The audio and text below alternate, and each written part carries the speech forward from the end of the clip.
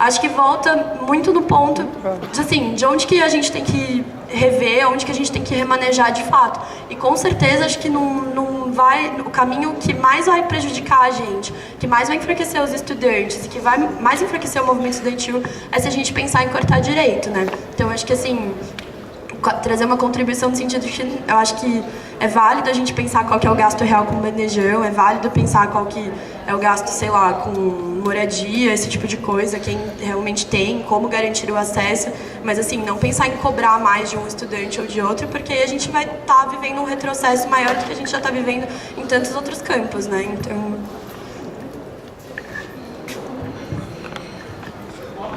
Pô, legal aí as perguntas. Tem bastante teoria sobre isso aí que vocês estavam falando, né? Tem o pessoal da teoria da justiça social conversa bastante até com relação a aspectos sobre isso. E o negócio que foi lá que a pergunta era o Chico, né? Que a pergunta do Chico era boa, é porque sempre que falam de como é que arranja mais grana na USP, começa a sair sangue, assim, né? Começa porque cobrar mensalidade tá de brincadeira, né? Não vai cobrar mensalidade na USP. Na época que eu tava, na época do pessoal do blog, a gente ainda estava engajado, a gente chegou a pensar o seguinte: bom, o que é privatização do espaço público? Bom, se eu uso o espaço público com fim privado, impedindo outra pessoa de usar esse mesmo espaço, eu estou privatizando o espaço, certo? Então, em tese, eu posso achar que os carros que ficam estacionados na USP estão privatizando o espaço público, certo? Como? Exato. É a mesma comparação da FIA. A gente chegou a pensar em pegar um mapinha da USP e botar pontinhos sobre onde seriam as possíveis vagas e calcular com aqueles tecos, eu não sei como chama aquilo. Você chega, bota uma moeda lá e deixa o carro por, sei lá, 2 horas. E estimar quanto que a USP conseguiria arrecadar com base na área que fica estacionada, porque está sempre estacionado, a gente sabe disso. Quanto que a USP iria arrecadar com isso. Mas a gente achou que era perigoso mexer com isso, que podiam chamar a gente de reaça sem entender que o real motivo era, primeiro, chamar essas pessoas, chamar atenção para o fato de que estacionar o carro numa via pública é privatizar um espaço público. Eu não estou condenando quem faz isso porque eu faço isso. A questão é que isso pode virar uma receita para a USP também. Aí o pessoal da economia vai saber falar como é que vai mexer com a demanda, com a oferta, sei lá o quê. Mas, enfim, isso mexe com... Agora, dinheiro de fora, doação, tem aquele problema da USP começar a responder aos interesses de resultados dessas empresas, né? Nos Estados Unidos eu acho que é muito comum ter doação. Quando eu fiz o artigo sobre universidades estrangeiras, as americanas têm uma página, que eu acho que a USP também tem, mas é muito mais fraquinha, com fatos sobre a universidade, assim, fatos rapidinho, assim. Então eles disputam muito número de prêmios Nobel e um dos pontos é quanto a gente consegue arrecadar por ano em doação. E são valores enormes, assim, são lindos. Mas eu imagino que quem doa tem algum interesse, não doa só pelo amor à ciência. Então eu não sei. Certamente não, né? Certamente não. Imagina o Trump doando 1 bilhão para alguma universidade americana, se ele vai ficar... não quer contrapartida. Mas, enfim, esse problema de arrecadar dinheiro é complicado aqui justamente por conta de como a gente pode acabar mexendo no direito de uma pessoa ou de outra quando a gente hierarquiza, né? O quanto um pode pagar, o quanto o outro pode pagar. A gente vai diferenciar pessoas e talvez até criar um problema entre aspas, simbólico, de eu posso pagar R$15 no bandejão, você precisa pagar R$2 para comer, porque você não tem dinheiro, e eu tenho, e eu sustento o seu bandejão, para você comer por R$2. Eu não sei como isso poderia, sei lá, se desenvolver em outras áreas que não só o bandejão, mas tem consequências que eu acho que não são tão simples assim para a universidade. E achar de fonte de receita é difícil, mas seria genial se alguém achasse e não desse problema, seria legal.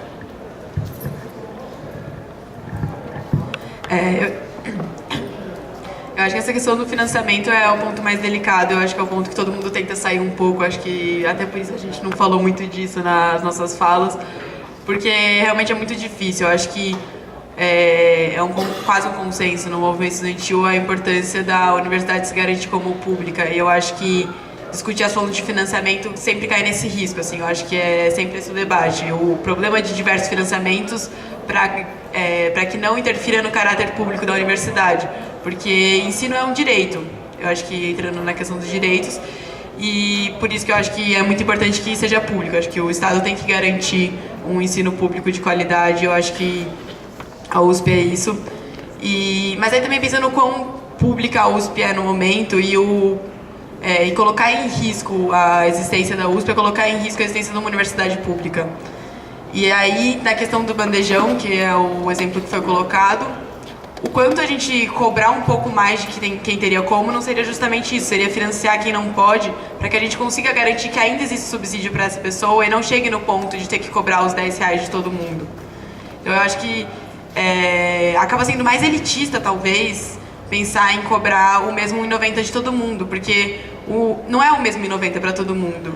Uma pessoa da elite ou de classe médias altas pagar R$1,90 não é a mesma coisa que uma pessoa pobre pagar R$1,90, mesmo sendo R$1,90, mesmo sendo super subsidiado.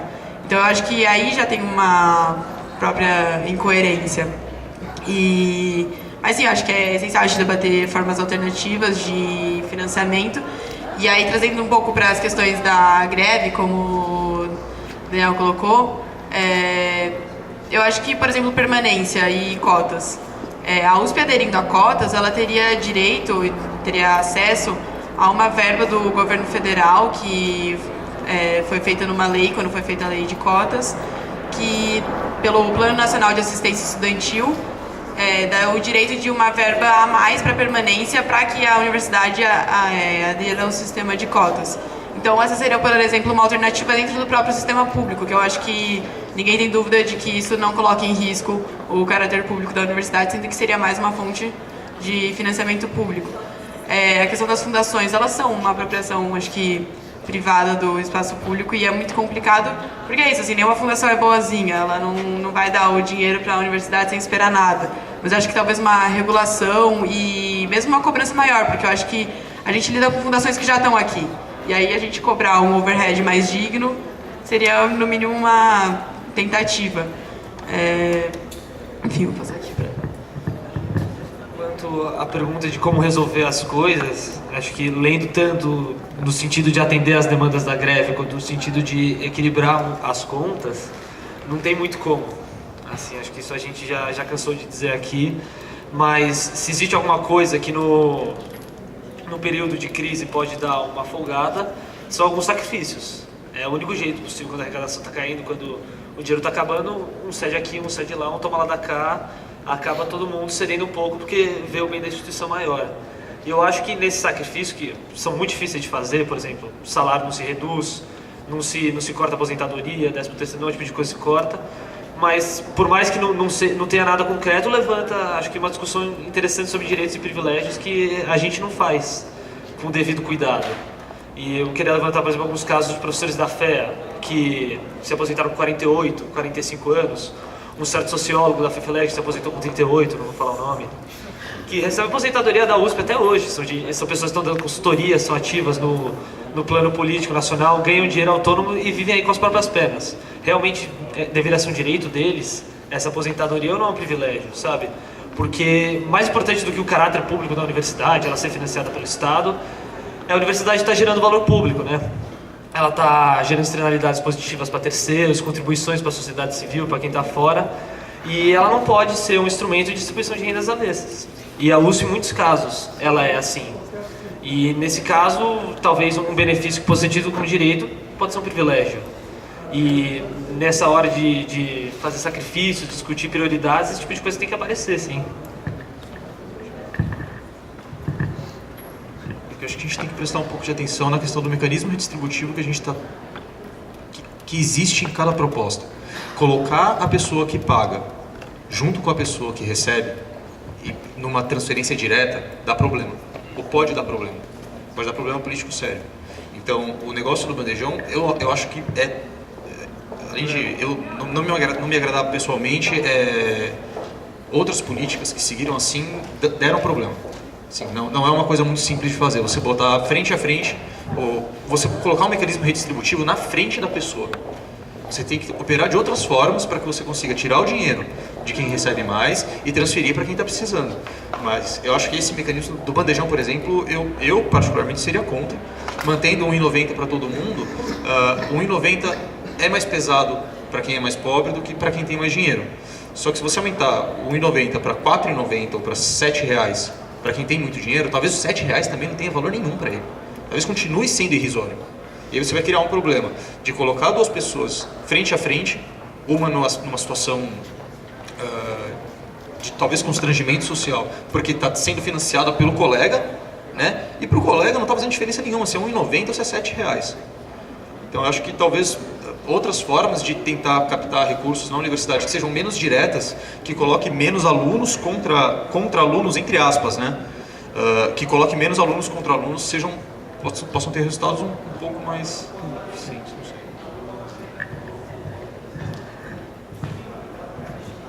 Acho que... Desculpa, gente, entrar no meio. Tiveram falas aqui, eu acho, bastante interessantes, né? Principalmente alguns pontos do Guilherme, principalmente do que ela falou. As coisas têm um custo. E é importante a gente ter uma noção de que esses custos não foram pagos, né? A gente não pagou por eles até hoje. Acho que por isso que a USP também está no modo como existe. Assim. A questão do bandejão, eu concordo com o que você está falando, e de fato, isso gera alguns problemas, mas a gente precisa achar uma medida de algumas coisas. Manter o 1,90 não dá. Pela situação econômica que o país se encontra, pela situação econômica que a gente se encontra, a gente nunca ajustou essa taxa. Acho que tem quanto tempo que você sabe isso melhor? Já tem 20 anos que o preço do bandejão não é ajustado. O Hamilton falou aqui na plenária, desde 93. Desde 93. Eu acho que assim, isso dentro do plano econômico real é inimaginável.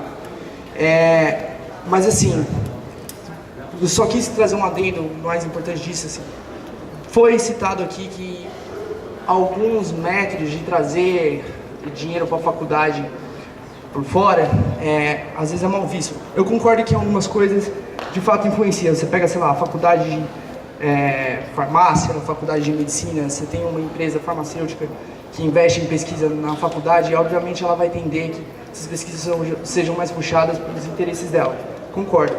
Mas hoje existem soluções que não só, acho que para o momento é extremamente necessário a gente adotar, mas as melhores faculdades do mundo já estão adotando. A medicina aqui na USP começou, que é a proposta do endowment, que é você cria um fundo de investimento e esse fundo, as pessoas investem nele, não são somente empresas, são ex-alunos, são professores da faculdade, são pessoas que a USP inteira já impactou e impacta hoje. Você pega doações dessas pessoas, cria um fundo e com o rendimento desse fundo você aplica nos projetos da faculdade. E eu acho que assim, aí não tem como ter um direcionamento, a empresa tal investiu tanto, agora a gente vai direcionar pesquisas para o ramo dela. Eu acho que isso fica dissipado uma vez que você cria um fundo que tem várias pessoas investindo. Eu acho necessário, vocês estavam citando aqui, a gente dar um passo para trás agora e pensar nesses métodos alternativos de captação de recurso, porque senão, já foi falado aqui várias vezes também, a gente vai perder o todo, e eu acho que isso não é o mais importante. A gente precisa garantir que as pessoas que necessitam, principalmente de um ensino público de qualidade, que isso continue existindo e continue evoluindo. Então, eu queria deixar esse adendo assim, para a gente começar a pensar nessas formas. Só isso. Não, pode ir, vai você. Não, vai você. Não, vai você. Eu vou, então. Eu acho que essa questão de tirar dinheiro do bandejão, de aumentar o bandejão, perdão, é muito delicada, porque você parte de um pressuposto de que as pessoas que realmente necessitam estão tendo acesso às bolsas e essas coisas, e isso realmente não é de verdade, não acontece. Tem muita gente precisando de bolsa que não consegue por causa de todas essas burocracias, de tantas coisas desse tipo. E a gente tem que...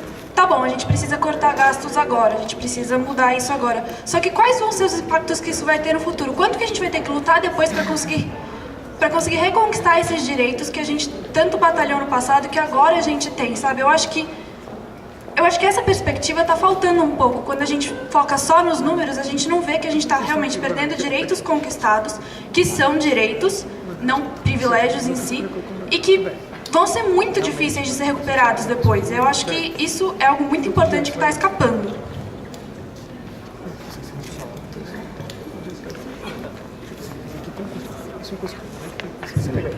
Eu acho que outra coisa que a gente tem que pensar em relação a esse negócio do bandejão é que por que tanta gente, então, pode pagar de fato um bandejão mais caro? É porque justamente porque a USP é branca e pertence a uma elite. Não adianta você ser a favor de cotas e ser a favor de coisas que não permitam que pessoas permaneçam na universidade. Tipo, nós sabemos que daqui a alguns anos as cotas vão ser implementadas e vai haver mais pessoas ingressando na universidade que não vão poder arcar com um bandejão mais caro. Então, e outra coisa, a gente discute sobre a autonomia da USP. Mas o que é autonomia? A gente não quer perder a USP, só que você cobrar um bandejão mais caro também seria perder a USP para um público que não é correspondente ao nosso conceito de universidade pública. Então, eu acho que a gente também tinha que pensar acerca disso.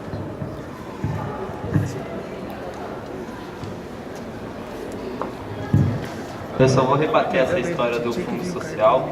Eu vou dizer o porquê eu sou contra. Porque enquanto a gente não mudar a estrutura hierárquica de poder dentro da USP, ter o fundo social arrecadando dinheiro não vai fazer diferença nenhuma. Eles vão gastar do mesmo jeito, vai ter corrupção pra caralho. E, mano, vai ser uma bosta, tá ligado? É isso.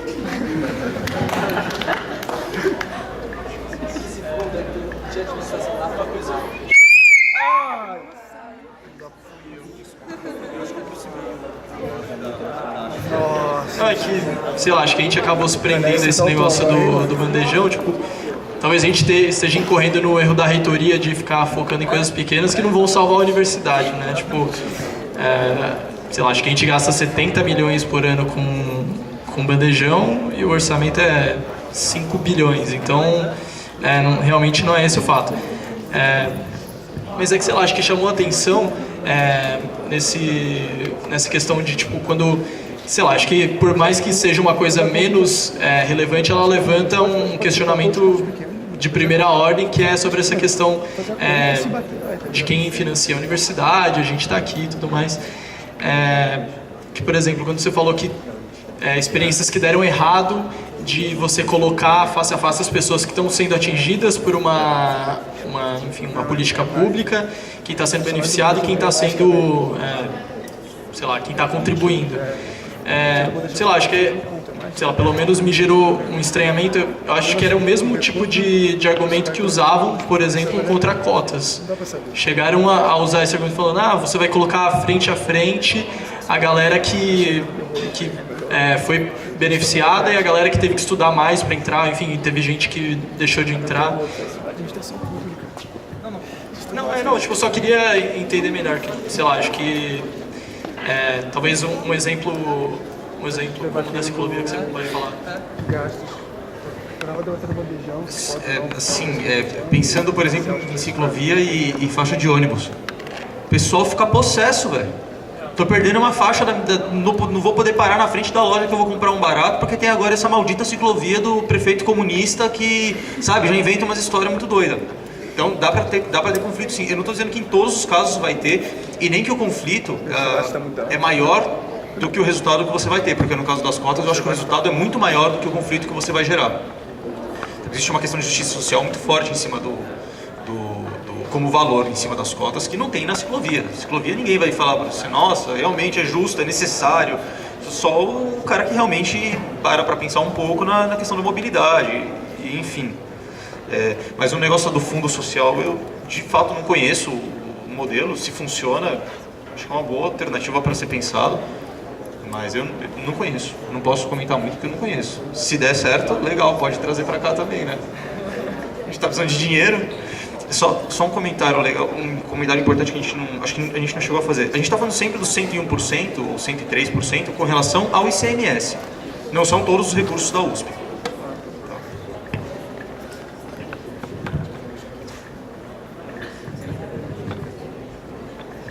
Não, acho que eu vou fazer um comentário só que eu acho que entrando nessa questão do bandejão, mas é isso, assim, seria muito pequeno o valor e eu acho que essa foi uma alternativa que foi levantada, assim como acho que a gente tem que levantar várias, porque dado que a gente está em crise, qualquer saída é válida de ser pensada. Eu acho que daí volta no começo da nossa discussão da importância mesmo de esmiuçar os dados, ver onde está sendo mais gasto, onde está sendo mais mal gasto. Mas eu acho que a gente acho que o bandejão talvez não seja a saída. Eu acho que realmente é uma coisa que é mínima, eu acho que não seria o que faria a grande diferença. Mas eu acho que é justamente essa questão de levantar cada possibilidade de discutir ela. Acho que foi muito rico para o debate ter opiniões mais diferentes do que a gente costuma ter aqui na FESP e outros pontos de vista mesmo. E acho que... Uma coisa que a gente tá falando bastante agora e...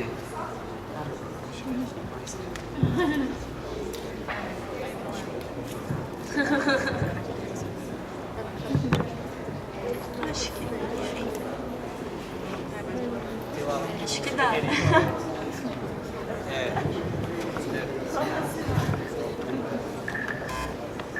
Eu só queria fazer um comentário com relação a que a gente está discutindo a crise. Então essa questão da crise tem muito a ver com a questão da administração pública, que eu tenho levantado aqui junto com mais 300 alunos desse curso. Ainda está no nosso regimento da nossa faculdade o curso de administração pública. Ele não é oferecido desde 95. Faz pelo menos 5 anos que os alunos da FEA vêm lutando, vem solicitando por meio dos representantes discentes a reativação desse curso. Mas, no entanto, a direção não conseguiu dar nenhuma solução até o momento. Então essa crise, ela tem muito disso, não é uma crise só orçamentária, como a gente está discutindo aqui, é uma crise moral, uma crise da gestão democrática, né? E uma das propostas que eu tenho colocado é a questão do orçamento participativo, que seria uma forma da gente, de toda a sociedade, dos alunos, poderem participar nas prioridades do orçamento. Acho que isso aqui tem que ser levado para frente. Obrigado.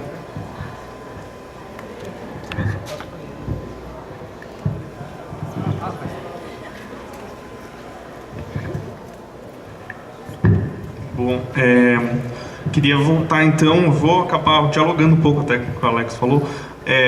Eu acho que o ponto mais importante, a gente acabou ficando um tempo discutindo a questão do bandejão e até outros exemplos de coisas pequenas. O grande fato é que, não sei para quem já estava aqui, há uns anos atrás a USP acumulava reservas, você estava com um orçamento que estava controlado, e a crise veio depois, veio por 2 motivos. Primeiro, porque a principal fonte de arrecadação, que é o ICMS, é extremamente cíclico. Então, você entra num período econômico mais fraco, você claramente arrecada mais, ainda mais num período com inflação maior, você vai ter que pagar mais os funcionários, isso é um problema claro. Mas outro problema fundamental que foi discutido melhor em greves anteriores, em mobilizações anteriores, é a questão da democracia aqui dentro, que acho que é fundamental. A forma como são tomadas as decisões foi o que acarretou ao grande desastre nas contas da USP para chegar no que chegou hoje, exatamente na gestão do Rodas, antes da gestão atual. E o Zago vinha com algumas propostas de melhorar isso, assim, você tem um ponto ou outro que talvez tenha sido feito, controladoria da USP, mas a estrutura de poder que toma as decisões na universidade não mudou. Eu acho que tanto os estudantes, quanto os professores, quanto os funcionários, e até a sociedade deviam exigir que a USP tenha decisões sejam tomadas, não por alguns administradores lá dentro, à revelia dos outros, e tomem decisões catastróficas como as que foram tomadas. Então, a USP mostrou nos anos anteriores que conseguia muito bem arrecadar com o dinheiro que tinha, sustentar as coisas e ainda acumular reservas. Eu acho que, apesar na crise, é importante nós pensarmos em formas alternativas, outras formas de financiamento, mas a USP é uma das universidades, a universidade do Brasil que mais recursos tem. Não acho que seja exatamente esse o problema, a falta de receita, o problema da USP. O problema é muito mais grave, é a gestão péssima, antidemocrática que foi feita aqui. E é isso que a gente precisa discutir, que precisa ser mudado, porque com um mecanismo de transparência maior e de participação nas decisões da universidade, a gente vai conseguir reverter esse quadro, daí podendo tomar uma decisão todos os setores juntos, e daí no médio prazo, passando crise, etc., você consegue reequilibrar o orçamento e não precisa desmontar a universidade ou a lógica como ela é feita para isso, é simplesmente você tirar uma burocracia que está lá, que é pequena e está tomando conta das decisões, sendo que os grandes interessados, que são os professores, os estudantes, os funcionários, que são os que estão dedicados, direto ou indiretamente, ao ensino, à pesquisa, à cultura, à extensão, que deveriam estar tomando, porque eles são a atividade fim da universidade. Então, é mais ou menos isso. A gente tem que focar mais nessa questão da democracia.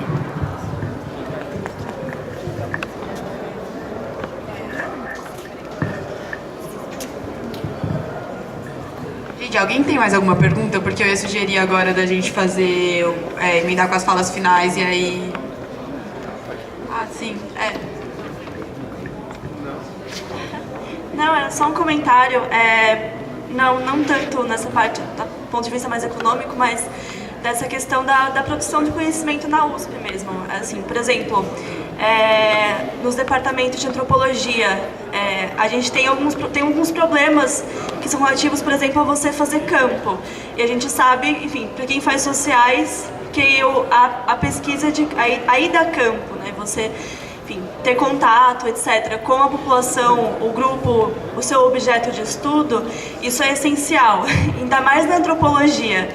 E tem algumas restrições, por exemplo, então, tem algumas restrições de gente que tem que fazer pesquisa com populações na Amazônia e está tendo alguns cortes, então a pesquisa é afetada por conta justamente desses cortes. Então é muito direcionado também um pouco em como que das próprias agências de fomento à pesquisa, de como algumas linhas de pesquisa são mais privilegiadas do que outras. Então, pensando um pouco nesse aspecto, né, do impacto mesmo da produção de conhecimento que é feita, especialmente porque, enfim, a gente sabe que nosso governador já falou que sociologia é inútil praticamente, né? São pesquisas inúteis, são linhas de ciência inúteis. Então, a gente já tem noção mais ou menos de como que é dada essa lógica, né, de financiamento aqui dentro da USP, enfim. Só uma pergunta. Você falou de sociais, ciência da antropologia e tal. Complementando com o que o Pichetti falou, que a gente colocou lá no observatório, que a produção acadêmica da USP está numa mínima histórica, pelos dados que a gente tem, nunca teve tão baixo. Eu quero para a gente saber de onde veio isso. Esses cortes são de bolsas da USP ou são de bolsas federais? Sim, eu acredito que seja federal, é isso mesmo. Não, o corte de bolsa não é da USP, é federal, vem de fora. Eu acho que é uma parte Eu não sei da USP, eu não sei, eu sei que de fora teve. Fora, federal, sim. Então, de fora dá pra saber. Teve corte. Tá. Agora daqui dentro da USP eu não sei. Tá.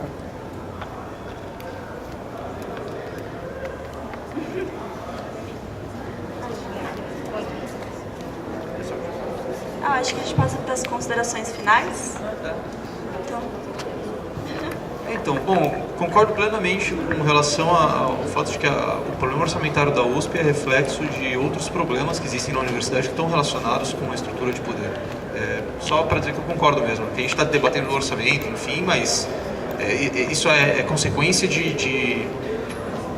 é consequência da gestão, né? O orçamento não é aleatório e ele não vai na direção do vento, alguém faz ele acontecer, numa determinada direção ou outra. Bom, para terminar, acho que eu só quero agradecer aí vocês terem me convidado, foi legal participar, espero que vocês tenham gostado aí e tal.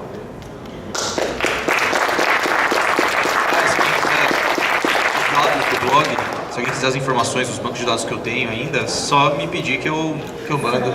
Eu mando, cara. Eu vou precisar de pendrive porque não cabe e-mail ou essas coisas assim. É grande, mas eu mando.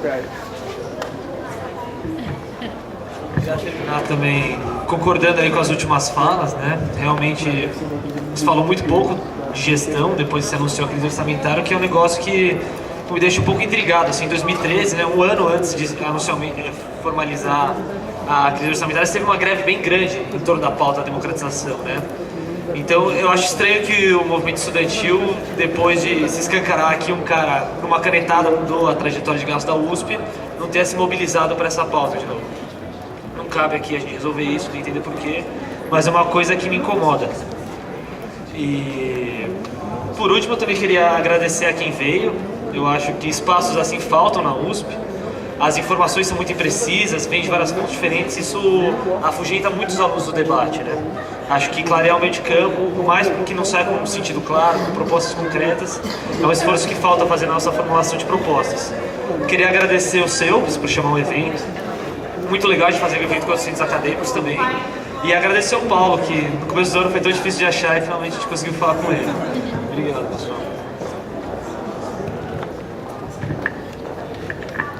Muito obrigada, gente, é isso.